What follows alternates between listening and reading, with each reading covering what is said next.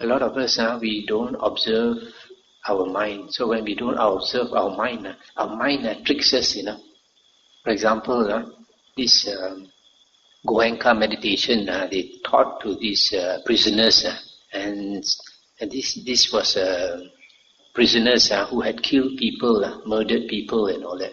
So because the mind is very cunning, these people had actually killed somebody, but the mind tricked them into believing that they did not kill, They refused to believe that they killed somebody. Maybe they thought it's only in self-defense and all that.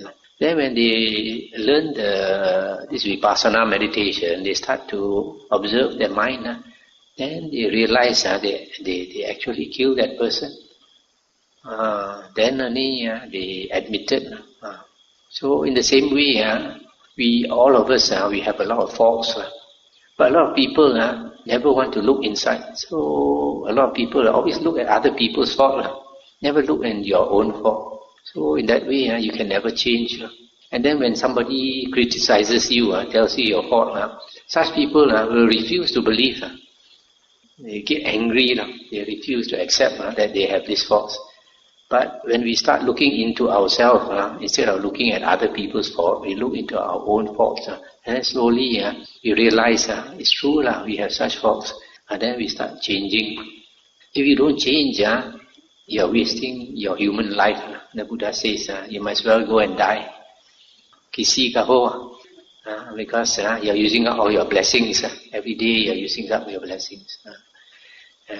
If you walk the spiritual path, then you are a living person. Otherwise, if you don't use your life in a good way, in a way that benefits you spiritually, you are as good as a dead man. The Buddha says, even if you live for 100 more years, you're not going to progress from now. So you might as well pass away. Even Jesus also said, Jesus, when he asked his new disciple to follow him, he said, because some of his disciples were fishermen, he said, come, I will make you fishers of men. Instead of catch fish, go and catch men. So one of them said, Lord, my father or something just died now. I said, I have to go back and bury him. Then what did Jesus say? Jesus said, let the dead bury the dead. In other words, those people who are not interested in the spiritual path, they are dead people. Let them take care of these dead affairs. Even the Buddha, when the Buddha was about to pass away, the Buddha said, after he has passed away, he told his disciples, you don't worry about my funeral and cremation and all that. Let the lay people look after that.